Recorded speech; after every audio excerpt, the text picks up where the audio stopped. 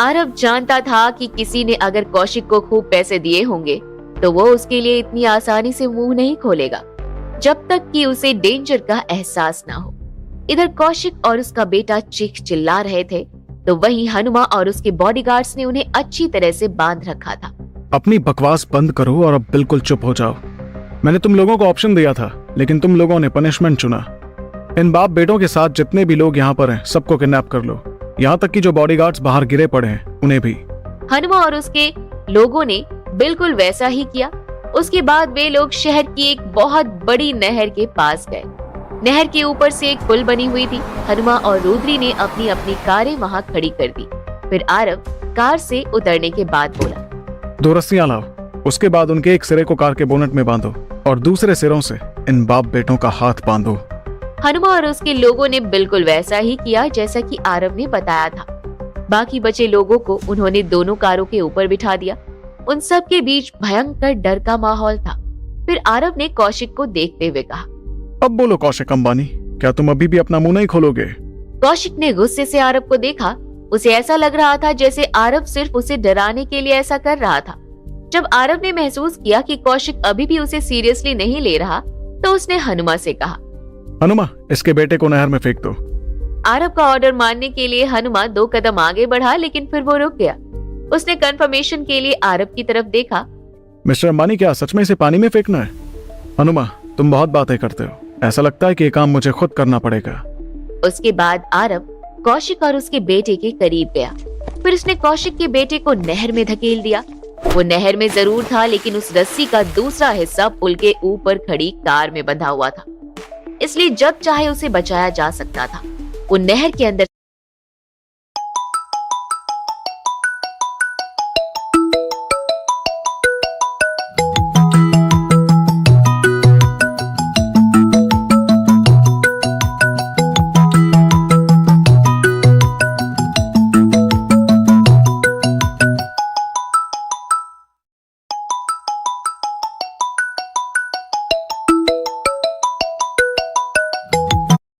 से चिल्लाने लगा, डैड मुझे बचाइए प्लीज, डैड मुझे बचा लीजिए डैड, मैं ऐसे नहीं मरना चाहता।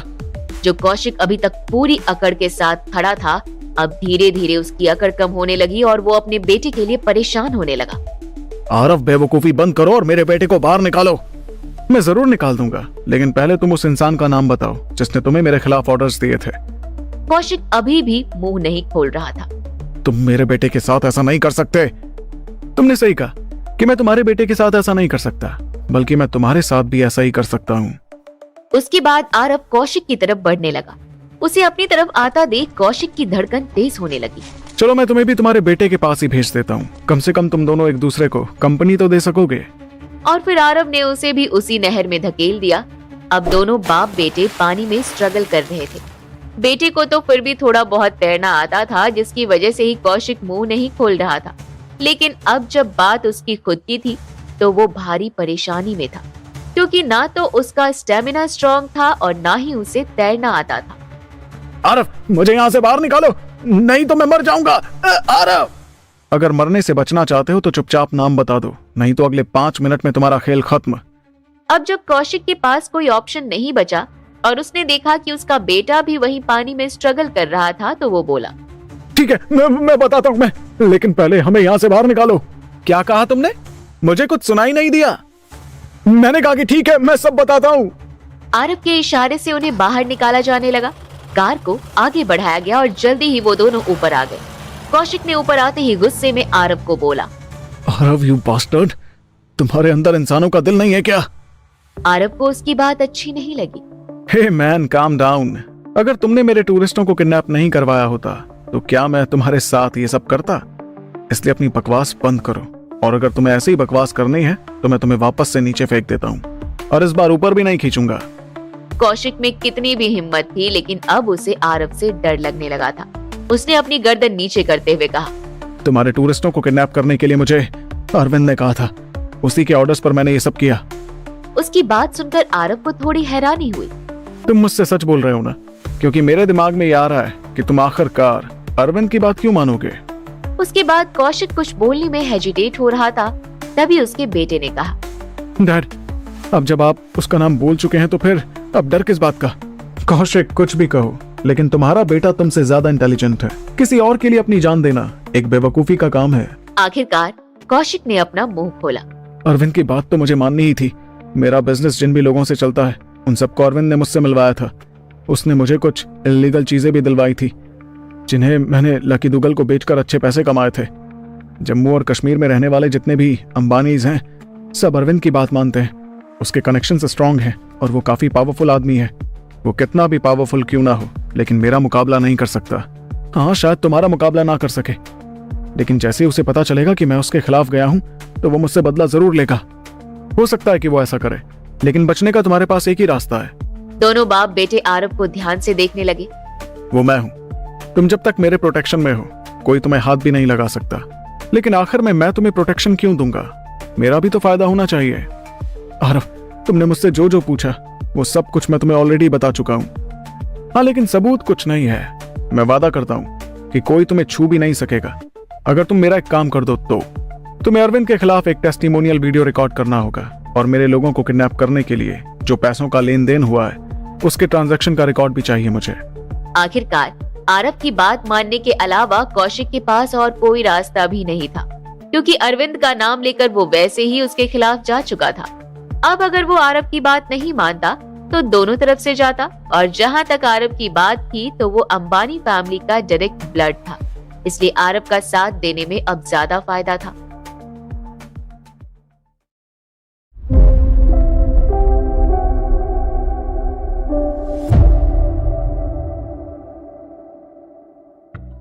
कौशिक ने बिल्कुल वैसा ही किया जैसा कि आरव ने प्लान किया था। उसने अरविंद को फंसाने की पूरी साजिश रची, लेकिन अरविंद बहुत तेज दिमाग वाला बिजनेसमैन था, इसलिए उसने बाकी के अंबानीज के होते हुए भी जम्मू कश्मीर में अपना दबदबा बना रखा था। कौशिक ना ही उसके खिलाफ कोई वीडियो प्रूफ जुटा सका और ना ही ट्रांजैक्शन रिकॉर्ड। अरविंद तुम सबसे एक कदम आगे चलता है। उसने बहुत पहले ये सब कुछ प्लान कर रखा होगा। तुम्हारे पास उसके खिलाफ कोई प्रूफ नहीं है। अगर आज मैं इस मैटर को फैमिली में ले भी जाऊं तो सब तुम्हारा ही गला पकड़ेंगे, और तुम अरविंद का नाम ले भी लोगे तो वो तुमसे प्रूफ मांगेंगे जो कि तुम्हारे पास है ही नहीं। आरव की बात सुनकर कौशिक टेंशन में आ गया। वो नहीं चाहता था कि ये बात अंबानी फैमिली में जाए, क्योंकि अगर ऐसा हो गया तो उसका पूरा बिजनेस करियर फिनिश हो जाएगा। अंबानी फैमिली उस इंसान को कभी माफ नहीं करेगी जो कि उनके डायरेक्ट ब्लड के खिलाफ इतनी बड़ी साजिश रचने का पार्ट रहा हो। आरव, मैंने तुम्हें अब सब कुछ सच सच बता दिया है। अब जब तुम ये बात जानते हो कि अरविंद ने ये सब कुछ करवाया है तो प्लीज मुझे इस मैटर से निकालो। ऐसा लगता है कि मुझे खुद अरविंद से मिलने उसके घर जाना होगा। कौशिक ने इस पर हैरानी जताते हुए कहा। आरव, अगर तुम्हारे पास अरविंद के खिलाफ कोई सबूत नहीं है और तुम ये बात अच्छी तरह से जानते हो कि बिना सबूत के वो कभी एक्सेप्ट नहीं करेगा, तो ऐसी कंडीशन में उसके घर जाने का क्या पॉइंट है? कभी कभी दुश्मन के करीब रहकर भी उससे गलती करवाई जा सकती है। अरविंद बेशक एक्सेप्ट ना करे, लेकिन अंदर से तो उसे पता ही है कि उसने क्या किया है, और जब मैं उसके पास जाऊंगा तो कहीं ना कहीं उसे मेरा पर्पस भी पता होगा। इस सिचुएशन को संभालने में अक्सर इंसान कोई ना कोई गलती तो कर ही बैठता है। इतना कह आरव अरविंद के यहाँ जाने की तैयारी करने लगा। जाने से पहले उसने कौशिक से कहा, कौशिक, जब तक मैं वापस नहीं आ जाता मेरे आदमी तुम्हें प्रोटेक्शन देंगे। तुम्हें डरने की कोई जरूरत नहीं है। कौशिक अच्छी तरह से जानता था कि ये कोई प्रोटेक्शन नहीं बल्कि आरव उसे बंदी बनाकर रखना चाह रहा था, लेकिन उसके पास और कोई रास्ता नहीं था। वो आरव के ऑपोजिट नहीं जा सकता था। तभी आरव ने कौशल को साइड में ले जाकर कहा, कौशल, इन बाप बेटों की जिम्मेदारी तुम्हारी है। उस दुग्गल के साथ इन्हें भी रखो। सारे कमीने एक साथ रहें तो बेटर है, और ध्यान रहे मेरे आने से पहले कोई भी इनसे कांटेक्ट न कर पाए। आरव ने कौशल के साथ 10 और सिक्योरिटी वालों को छोड़ दिया। उसके बाद वो हनुमा, रुद्री के साथ सीजी, टीके और रेक्सी को लेकर अरविंद के घर के लिए निकल पड़ा। रास्ते में हनुमा ने आरव से पूछा, मिस्टर अंबानी, क्या हम उस अरविंद को भी किडनैप करने वाले हैं? हनुमा अब आरव का स्टाइल थोड़ा थोड़ा समझने लगा था। पहले मार्को, फिर लकी दुग्गल और लास्ट में कौशिक। आरव ने एक एक करके सबको किडनैप किया था और सब अपने अपने एरिया में दबदबा रखने वाले लोग थे। एक बार अगर आरव ने ठान लिया तो उसे रोक पाना नामुमकिन हो जाता था। उसके सामने कोई रूल या लॉ काम नहीं आता था। लेकिन इस सिचुएशन में हनुमा थोड़ा अनकंफर्टेबल हो जाता था, क्योंकि वो आर्मी बैकग्राउंड से था और नियम कानून को मानने वाला आदमी था। नहीं, तुम टेंशन मत लो। इस बार हम किडनैप करने नहीं बल्कि एज अ गेस्ट जा रहे हैं। वे लोग अरविंद के घर के सामने पहुंच गए, जहां आरव पहले भी कुछ दिन रुक कर गया था। आरव ने अपनी टीम के लोगों से कहा, रुद्री, तुम मेरे साथ चलोगे और हनुमा, तुम अपने आदमियों के साथ पीछे के रास्ते से एंटर करना। Okay done mister Ambani. वो लोग चल पड़े। जैसे ही आरव, रुद्री और उनके लोग अरविंद के घर के गेट पर पहुंचे तो वहां खड़ी सिक्योरिटी ने उन्हें रोक लिया। अरे कहाँ घुसे चले जा रहे हो? किससे मिलना है? मेरा नाम आरव अंबानी है और मैं अरविंद अंकल का रिलेटिव ही हूँ। अगर तुम्हें याद हो तो मैं यहाँ पहले भी रहकर जा चुका हूँ। सिक्योरिटी वाले ने ध्यान से आरव का फेस देखा और उसे याद आया कि आरव वहाँ कुछ दिन रुक कर गया था, लेकिन फिर भी उसने कहा, देखिए सर, मैं बिल्कुल आपको पहचान गया, लेकिन हमारे सर अभी घर में नहीं है, इसलिए आप किसी और दिन आ जाइए। अरे कोई बात नहीं, वो नहीं है, फिर भी मैं अंदर तो जा ही सकता हूँ ना, आखिर वो मेरे अंकल हैं। इसी बीच हनुमा और उसकी सिक्योरिटी टीम पीछे के रास्ते से घर के अंदर एंटर कर गई। सिक्योरिटी वालों ने जैसे ही पीछे देखा तो उसने गुस्से में जोर से कहा, ए, कौन हो तुम लोग और घर के अंदर कैसे घुसे? और वो सिक्योरिटी हनुमा और उसके लोगों की तरफ दौड़ा। इसी बीच मौका पाकर आरव, रुद्री और बाकी लोग भी घर में घुस गए। ये इतने सारे लोग थे कि अरविंद की सिक्योरिटी के लिए इन्हें रोक पाना इम्पॉसिबल था। वो लोग सीधा अंदर घुसते गए। इतने सारे लोगों को एक साथ घर के अंदर आते देख वहाँ की मेड डर के मारे चीख पड़ी। उसकी चीख सुनकर अरविंद की वाइफ डिम्पी दौड़ते हुए अपने रूम से बाहर आई। कौन हो तुम लोग और ऐसे अंदर आने की हिम्मत कैसे हुई तुम्हारी? आंटी, शायद आपने मुझे पहचाना नहीं, मैं हूँ आरव, अगर आपको याद हो तो। डिम्पी ने जब आरव को ध्यान से देखा तो बोली, ओह, तो तुम हो। मुझे लगा कि मेरे घर में किडनैपर्स घुस आए। वहाँ अरविंद की बेटी चीनू और उसकी डॉटर इन लॉ मस्तूरा भी आ गई। आरव को देखकर डिम्पी पहले से थोड़ा रिलैक्स हो गई थी। लेकिन आरव, मैं तुम्हें बता दूं कि तुम्हारे अंकल घर में नहीं है, इसलिए अगर तुम बाद में आओगे तो ज्यादा बेटर रहेगा। कोई बात नहीं आंटी, आप उन्हें कॉल करके बता दीजिए कि मैं आया हुआ हूँ, वो जल्दी घर वापस आ जाए। डिम्पी ने महसूस किया कि आरव पिछली बार के कंपेयर में काफी बदला बदला लग रहा था। तभी आरव ने अपने आदमियों से कहा, रिलैक्स हो जाओ दोस्तों, ये मेरे अंकल का ही घर है, सब लोग अपनी अपनी सीट ले लो। जब डिम्पी ने देखा कि ये लोग यहीं रुकने वाले हैं तो फिर वो बोली, हाँ सही बात है, इसे अपना ही घर समझो। तुम लोग बैठो, मैं तुम्हारे अंकल को कॉल करके आती हूँ आरव। डिम्पी अपने रूम की तरफ चली गई। अब वहाँ पर चीनू और मस्तूरा खड़ी थी। चीनू ने आरव को देखकर एक स्माइल दी और फिर अपनी मेड को बोली, तुम यहाँ क्यों खड़ी हो? देख नहीं रही हो कि इतने सारे गेस्ट बैठे हुए हैं? आरव, क्या लोगे तुम लोग? चाय, कॉफी या कहवा? अरे तुम्हें इतना परेशान होने की जरूरत नहीं है, आखिर मैं भी तुम्हारा फैमिली मेंबर ही हूँ ना। फिर भी चीनू अपनी मेड के साथ किचन की तरफ चली गई, लेकिन तभी वहाँ बैठा हैकर डीके जोर से चिल्लाया, और प्लीज कुछ खाने के लिए भी बना लाना, मुझे बहुत भूख लगी हुई है। तुम क्या सारा दिन खाने के बारे में ही सोचते रहते हो? जरा अपना पेट देखो एक बार। उसके बाद उसने डीके को उसके पीछे आने का इशारा किया। फिर वो डीके को लेकर फर्स्ट फ्लोर पर मौजूद अरविंद के स्टडी रूम की तरफ जाने लगा, लेकिन वही खड़ी अरविंद की डॉटर इन लॉ ने उसका रास्ता रोक लिया। ऊपर कहाँ जा रहे हो? मैं टॉयलेट यूज करने जा रहा हूँ ऊपर। टॉयलेट तो नीचे भी है आरव। मस्तूरा, तुम ये बात अच्छी तरह से जानती हो कि नीचे का टॉयलेट नौकरों के लिए है। क्या तुम मुझे घर का नौकर समझती हो? मेरा रास्ता छोड़ो और मुझे जाने दो। उसके बाद आरव मस्तूरा को साइड में हटाकर ऊपर चला गया। ऊपर जाकर उसने देखा कि स्टडी रूम के बाहर लॉक था। आरव ने जोर से एक लात मारी और वो टूट गया। ये देखकर डीके ने हैरानी से बोला, मिस्टर अंबानी, क्या आप सच में यहाँ एज अ गेस्ट आए हैं? बेकार की बातों के बारे में मत सोचो। वो लोग डोर ओपन करके रूम के अंदर घुस गए।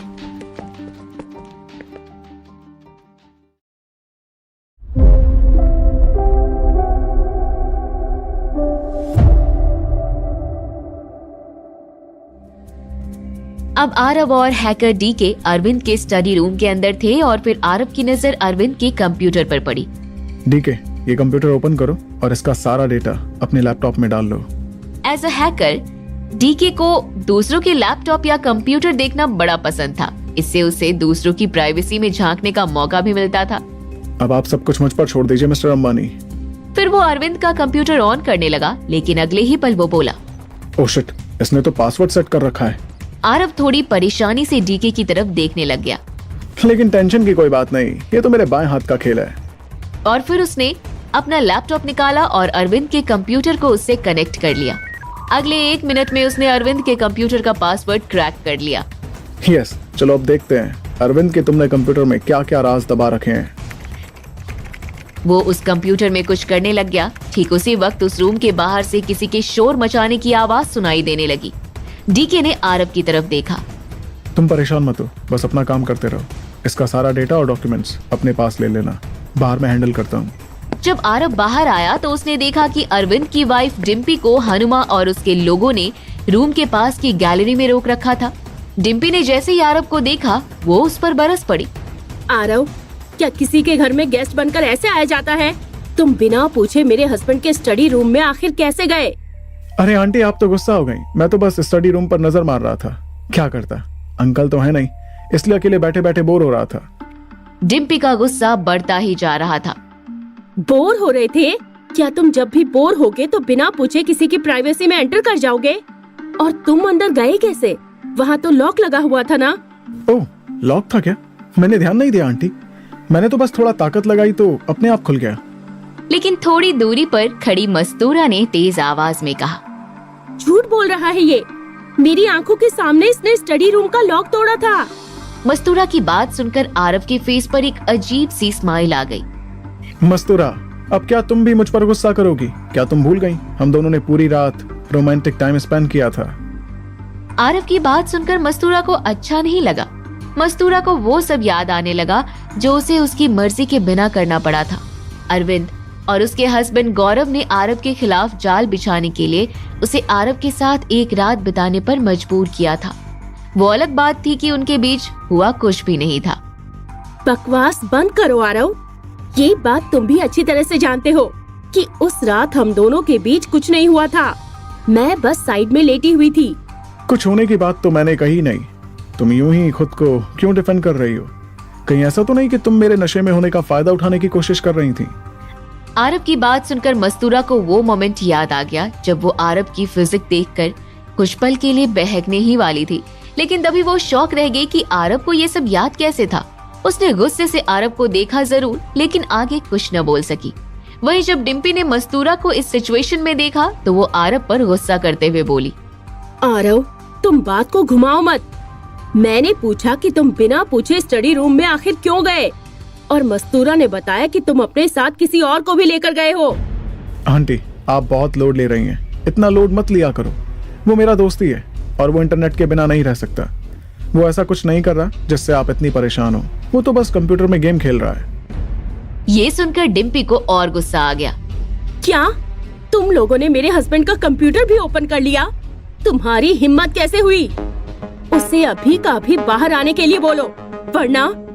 आरव ने 2 स्टेप डिम्पी की तरफ ले लिए। हाँ, वरना? बोलो बोलो।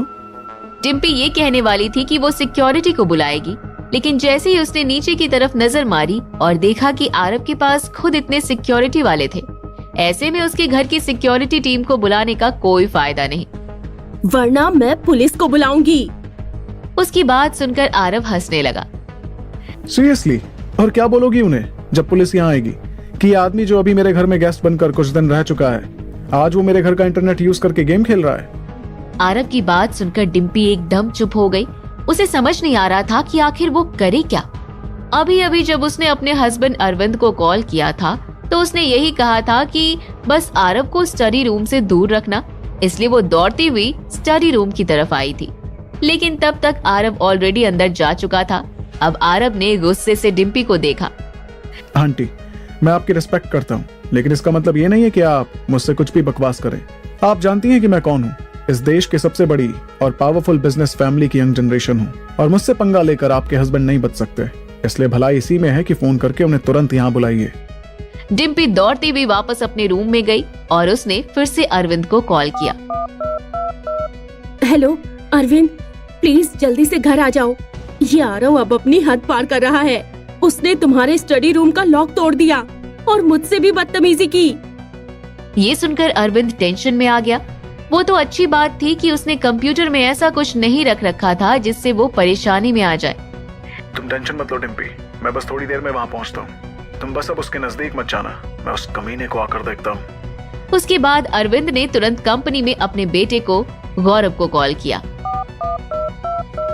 गौरव, अपने पास जितनी भी सिक्योरिटी है उन सबको अभी का अभी घर भेजो। ये सुनकर गौरव भी टेंशन में आ गया और बोला, क्या हुआ पापा, आप ऐसा क्यों बोल रहे हैं? सब ठीक तो है ना? कुछ ठीक नहीं है गौरव, वो कमीना आरव अपने लोगों के साथ हमारे घर में घुसा हुआ है और औरतों के साथ बदतमीजी कर रहा है। लेकिन वो वहाँ क्या कर रहा है पापा? कहीं ऐसा तो नहीं कि उसे कुछ पता चल गया है? ये सुनकर तो अरविंद को एक जोर का झटका लगा।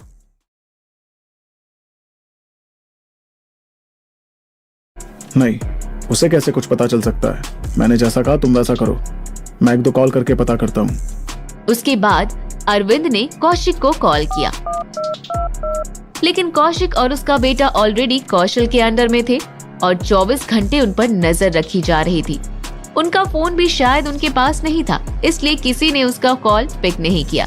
ऐसी सिचुएशन में अरविंद और परेशान हो गया और सोच में पड़ गया कि आखिर अब वो आरव को कैसे हैंडल करेगा। हेलो फ्रेंड्स,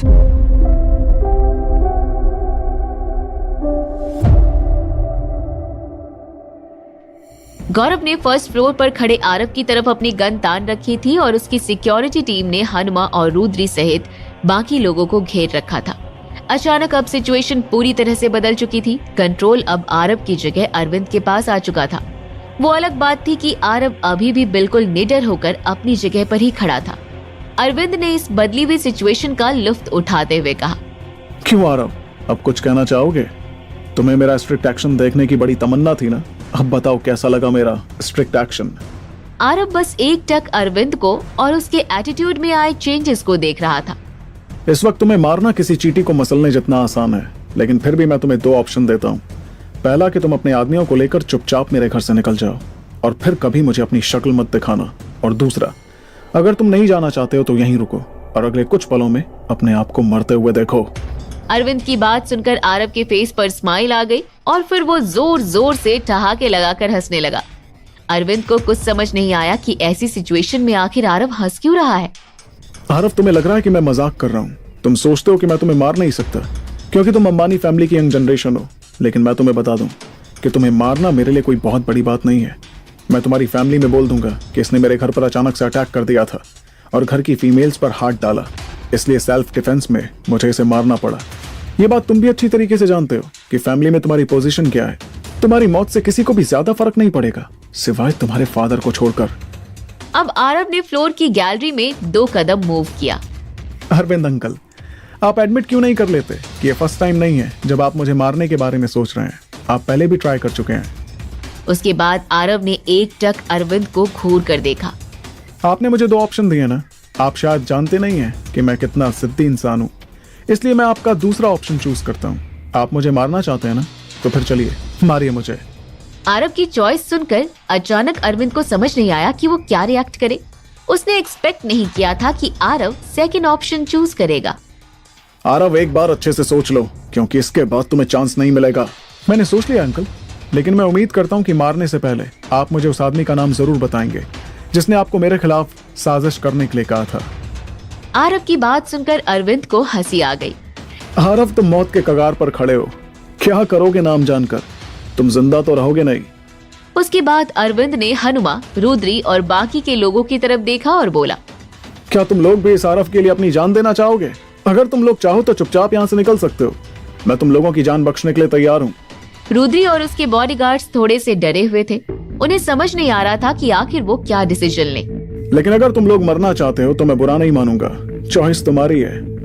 हनुमा ने अपनी टीम के सारे लोगों को देखा और उनसे कहा, दोस्तों, मिस्टर अंबानी ने मेरे लिए बहुत कुछ किया है और अब मेरी पूरी लाइफ उनकी है, लेकिन अगर तुम लोग जाना चाहते हो तो जा सकते हो, मैं बुरा नहीं मानूंगा। आखिरकार तुम लोग सब फैमिली वाले हो, लेकिन मैं मिस्टर अंबानी को छोड़कर कहीं नहीं जाने वाला। आरव ऊपर खड़ा खड़ा हनुमा की बातें सुन रहा था और वो समझ रहा था कि हनुमा अपने लोगों को बचाना चाहता था। हनुमा, तुम क्यों यहाँ से नहीं जाना चाहते? तुम मेरे साथ क्यों मरना चाहते हो? मिस्टर अंबानी, मेरे लिए लाइफ में लॉयल्टी से बड़ी कोई चीज नहीं। मैंने जो ओथ ली थी, आज आपके साथ मरकर मैं उसे पूरा करूंगा। मैंने आपसे जो वादा किया था वो झूठा नहीं था। हनुमा की बातें सुनकर आरव को काफी अच्छा महसूस हुआ। मुझे तुम्हारे कैरेक्टर पर हमेशा से बिलीव था, लेकिन चिंता मत करो, आज यहाँ पर कोई नहीं मरेगा। इसके बाद आरव ने अरविंद को देखा और उससे कहा। अरविंद अंकल, आपको पता है ना कि आप ऑलरेडी खतरे में हो। अरविंद को आरव की बात समझ नहीं आई, लेकिन तभी आरव ने गौरव की तरफ देखा। गौरव, अब वक्त आ गया है कि तुम अपने फादर से बदला लो। आरव की बात सुनकर गौरव भी उसे हैरानी से देखने लगा। उसे बिलीव नहीं हो रहा था कि आरव ऐसी बातें कर रहा था। आरव, सीरियसली? क्या तुम मुझे अपने फादर को मारने के लिए कह रहे हो? अब तुम ये मत कहना कि इससे पहले तुमने कभी इस बारे में सोचा नहीं था। आरव ये बात अच्छी तरह से जानता था कि गौरव अरविंद के बारे में क्या सोचता था। आरव पहले यहाँ रहकर जा चुका था और वो गौरव के साथ बैठकर ड्रिंक भी कर चुका था, लेकिन आरव की बात सुनकर गौरव को गुस्सा आ रहा था। तुम खुद को बचाने के लिए ऐसी गंदी गंदी ट्रिक्स यूज कर रहे हो, लेकिन फिर भी तुम बचोगे नहीं आरव। ठीक है गौरव भैया, तुम शायद मुझे मार दो, लेकिन उससे पहले जरा अपनी सिचुएशन के बारे में तो सोच लो। तुम ये बात बहुत अच्छी तरीके से जानते हो कि तुम्हारे फादर तुमसे ज्यादा प्यार तुम्हारे छोटे भाई दिवेश को करते हैं, और वो तुम्हारा सगा भाई भी नहीं है बल्कि सौतेला है। अभी तुम्हारे फादर 20 साल और काम करेंगे, तब तक तुम 50 के हो जाओगे और तुम्हारा छोटा भाई अपने 30s में होगा। अब तुम खुद सोच लो कि वो अपनी प्रॉपर्टी किसे देंगे, एक 50 साल के आदमी को या एक 30 साल के आदमी को। आरव ने देखा कि उसकी बोली बातों का फर्क गौरव पर हो रहा था। वो एक गहरी सोच में चला गया था। आरव, एक ऐसा कमीनापन है, अपनी जान बचाने के लिए तुम हम बाप बेटों को लड़वाना चाहते हो। मैं कौन होता हूँ लड़वाने वाला? ये तो आप हैं अंकल जो गौरव भैया के साथ इतना भेदभाव करते हैं। क्या ये सच नहीं है कि आप गौरव भैया से ज्यादा प्यार दिवेश को करते हैं? अगर मैं गलत कह रहा हूँ तो प्रॉमिस करो कि आप अपनी प्रॉपर्टी को 2 बराबर हिस्सों में बांटोगे। एक हिस्सा गौरव भैया को और एक दिवेश को दोगे। गौरव अब अपने फादर अरविंद को देखने लगा। इस समय इस सिचुएशन का सारा कंट्रोल गौरव के हाथ में ही था। वहाँ मौजूद सब लोग महसूस कर सकते थे कि गौरव के एक्सप्रेशन चेंज हो रहे थे और उसके अंदर काफी कुछ चल रहा था। उसे ऐसी हालत में देख अरविंद ने कहा, गौरव, क्या सोच रहे हो तुम? इस कमीने आरव को मारो और इस मैटर को यहीं क्लोज करो। अरे अरविंद अंकल, मुझे मारने की इतनी जल्दी क्या है? मैं तो वैसे भी मरने के लिए तैयार हूँ, लेकिन पहले मेरे सवालों का जवाब तो दे दो कि क्या आप अपनी आधी प्रॉपर्टी गौरव भैया को दोगे, हाँ या नहीं? क्योंकि अगर आप नहीं दोगे तो गौरव भैया का आपकी साइड लेना बेकार होगा ना। और अगर आप अभी हाँ कह भी देते हो तो इस बात की क्या गारंटी है कि 20 साल बाद आपका बेटा दिवेश ऐसा करेगा? क्योंकि तब तक तो आप बूढ़े हो चुके होंगे और सारा कंट्रोल तो दिवेश और आपकी प्यारी बीवी डिम्पी आंटी के हाथ में होगा। इस बात ने गौरव को बहुत ज्यादा हिट किया और अब वो अरविंद और डिम्पी को देखने लग गया। अब वो इंटरनली चेंज हो रहा था। उसका कोल्ड फेस देखकर अब डिम्पी को भी डर लग रहा था। गौरव, ऐसा करने की सोचना भी मत। ये आरव तुम्हें बहका रहा है। देखा भैया कैसे तुम्हारी स्टेप मदर डरी हुई है, क्योंकि अगर एक बार तुम्हारे फादर की डेथ हो गई तो उन्हें पता है कि इस प्रॉपर्टी से उनका भी गेम ओवर हो जाएगा। मैं अभी भी कह रहा हूँ कि सिर्फ खुद के बारे में सोचो भैया, जैसा कि अब तक ये लोग करते आए हैं। अब गौरव ने अपनी गन की डायरेक्शन अरविंद की तरफ कर दी।